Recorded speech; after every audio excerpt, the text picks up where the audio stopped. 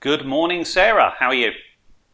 I'm very well, thank you. How are you? Very well indeed, thanks. Very well. Quite a bit to talk about. We've got to start out with the news that Trump has tested positive. Well, we probably should. I'm going to start with something else briefly before that, if I can, Okay, just to turn it around slightly. We've got a sure. big change that's happened over the past few weeks, which is about home working. And the reason I raise that is you and I have been doing this now for 6 months. Most of this we've been doing each week from home, and I'm slightly conscious that your internet connection isn't quite as robust today. You're cutting in and out slightly. So just apologies if we have technical problems this week. I can see for whatever reason the little piece of cable going into your home is not looking as robust today. Well, it's 4G seems to be letting me down. I'm sorry. It We'll should be more stable. As ever, we'll do our best. Yeah, the what's going on the other side of the pond. I mean, yes, we ought to at least observe it. I think there's various cynical comments I'm seeing about whether this is real, whether it's a political stunt. And I think it's far. I'm not even going to comment or try and cast judgment on any of that. I don't wish harm on anyone, and I hope he isn't seriously unwell, as I don't wish that on anyone on the face of the planet. But it has the ability to change things somewhat. If the US election becomes unstable, that can have, again, a big impact on the economy. So I think it just reflects to us what turbulent times we're in. It's not that long ago since we saw our own Prime Minister in serious risk and only just made it through. The consequences to our economy of that going wrong would have been very severe at the time. It would have been a shock. And we could do with no economic shocks any more than we have to in this crisis. Absolutely, absolutely. And really, as it's probably best that he gets better. Yes, Always yes. round. Whether or Okay, not we want him in the White House, it's probably best he gets better. I think you've got to absolutely. separate your politics and your personal views on that. Completely. Okay, so let's move to slightly closer to home. Rishi Sunak's been talking a lot about his new deal. So we've got the end of furlough now, and we've got the replacement job scheme. So tell us a little bit about that. We have. Well, you and I decided a few weeks ago that the world had stabilised slightly and we didn't necessarily need to do this every week.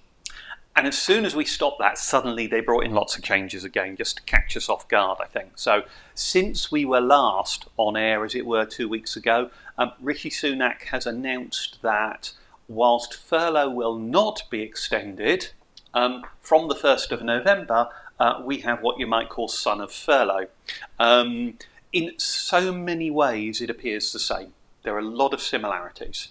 The big difference, I would say, is the old furlough scheme allowed a job or an employee to stay in employment, in paid work, as it were, or paid non-work, perhaps is a better way of putting it, regardless of whether or not they did any hours at all.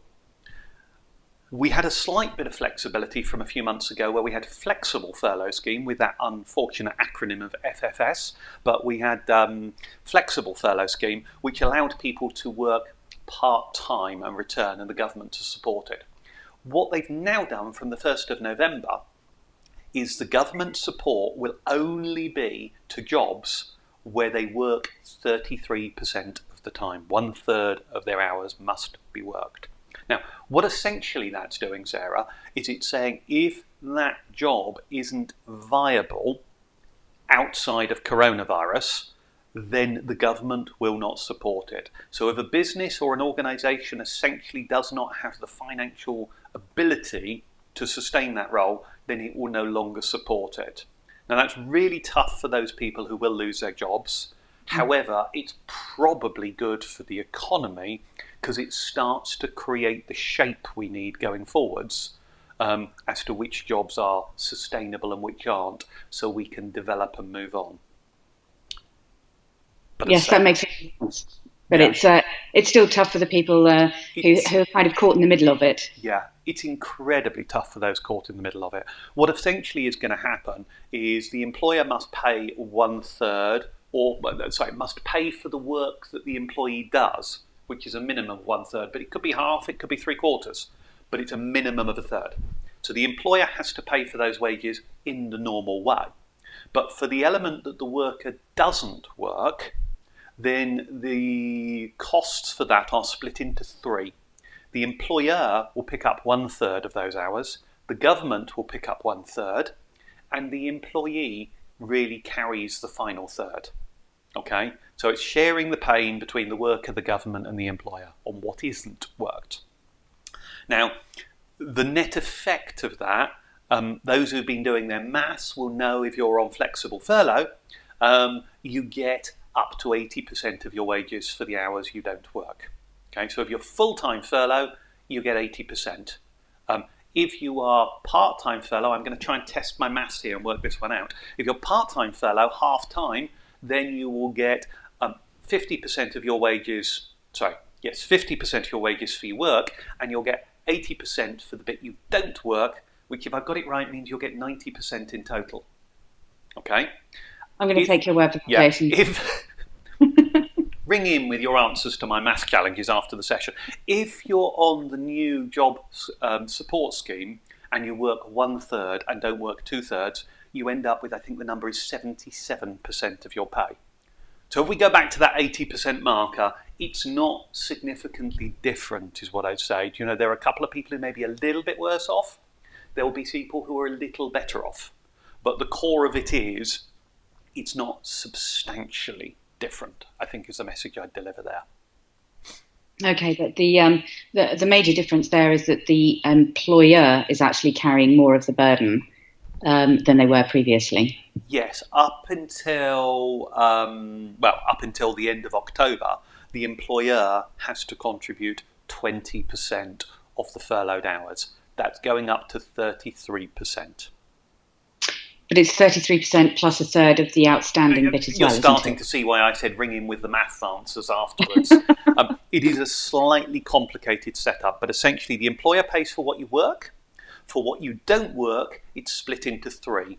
Government takes 1/3, employer takes 1/3, and the individual takes 1/3 of the hit. The good news on this, by the way, the really good news, is this scheme has been announced that it will run for 6 months. So again, in terms of stability, we now can see how we get to, let's say, March. And whilst there are lots of good signs of what's happened in the economy over the past few months, we are in this for the long haul. I think anyone telling you it's all over by Christmas or it's cloud cuckoo land, this is going on for some time. There is positive news out there. The AstraZeneca trial of vaccines are now suggesting they may have approval by the end of the year, and they think they may be able to start rolling out vaccines with a large portion of the population getting it by Easter, if they are successful to the degree they believe it looks like. So there are signs of hope. Yeah, mind you, I was talking to a travel agent yesterday and she said, all of you people who are thinking of going to Lapland this Christmas, wait. Yes. Just don't do it. Yeah, no, even when we get the vaccine in place, Sarah, we could be talking 6, maybe 9 months to vaccinate the population. It's a huge challenge. So I think whilst we might see some normality coming by the first quarter next year, I think the reality is this is going to roll nicely into 21. It may be the summer, possibly the autumn, before we feel anything veering normal again. And I think one of the things Rishi Sunak said that probably sums it up nicely is we need to learn not to fear the virus. And we need to learn to live with it in a new way. We do. Yes, we've got to carry on, haven't we? Yes. Actually, that kind of brings me down to statutory sick pay. Yes. There's a couple of changes here. One of them is a direct effect of the job support scheme. And you'll remember, Sarah, when Furlough came in, where much of what we said on these sessions and equally the employer sessions that I chair on a Wednesday, much of what we said is we don't know yet because the government haven't yet published the detail. We were in the make it up as we go along stage. It's a little bit like that. And I have one concern right now, which is when somebody was on furlough if they had to self-isolate because of track and trace or because they had symptoms, then they could essentially just be furloughed for those 2 weeks. If they're flexible furlough, they could just not work for those 2 weeks and they could work some of the other 2 weeks of that month, if you see what I'm saying. In the new world of the job support scheme, if somebody must work a third of the time, if they are weekly paid, I don't know how you work a third of a time in a week if you're self-isolating. So the detail is going to have to come out. I don't know whether that third has to be within the period of a claim, which may be monthly, or whether or not the third will be in the period of the week, the payment cycle to somebody. And we're going to have to see that. But it may force a lot more people onto statutory sick pay when they're self-isolating, whereas previously many people had the benefit of remaining on furlough while self-isolating. Okay, Does that but make then sense? it does, but there's also been changes in responsibility for self-isolation, hasn't there? So employers now have to ensure that a staff member doesn't come into work, and they can now be fined for it. Is that not right? Yeah, well, there's a couple of parts to this to think about. If I just stick with the core one I was doing for a moment, one of the good things, and again, we don't yet have the detail, but one of the good things is those people who are, let's say, lower earners. There is a scheme whereby the government are going to pay people, I believe it's a one-off payment of £500 if they have to self-isolate. Now, what we don't know is yet who that's going to apply to. So, it's all well and good saying some people are going to get it. We don't know who they are yet. We understand it is people who are in receipt of some type of benefits payments. But the detail behind that I can't yet tell you. So, many lower earners, if they are forced to self-isolate, will at least get this cash boost of £500. That's going to help enormously. One of the problems we've had so far is many people who should be self-isolating are choosing not to. I say choosing, it may be they simply don't feel they can afford it, Sarah, and what they're doing is saying, if I don't work, I can't put food on the table, I can't feed my family, I can't pay the rent. So they're kind of sticking to it and going to work, a little bit like that lovely Scottish MP who decided to go to Westminster this week with COVID symptoms, which, we can say is outrageous, but there are some people who just feel they have no option. I don't buy she was one of them, but there are some people. Now, what the government have done is they have made this a legal requirement, and I think if I recall correctly, it's from the 28th of September, so we're now a week or so into that cycle. But if you now have COVID symptoms, or if you are phoned by track and trace, then it is a legal requirement and you can be fined, you can be prosecuted, as it were, for not doing what you should. You must then self-isolate. Now, that's one part of it. But what if your employer says, no, Sarah, I really need you to come in and do this work for me this week. I'll just arrange for a private office for you. It will be fine. That is now illegal. So an employer putting pressure on you to go to work when you have COVID, the employer can be fined £10,000. So that's quite a big hit. And there were many cases. I heard of one locally a few weeks ago in Hastings where an individual had they'd actually gone travelling abroad, and they were in one of these countries that you're going to have to quarantine.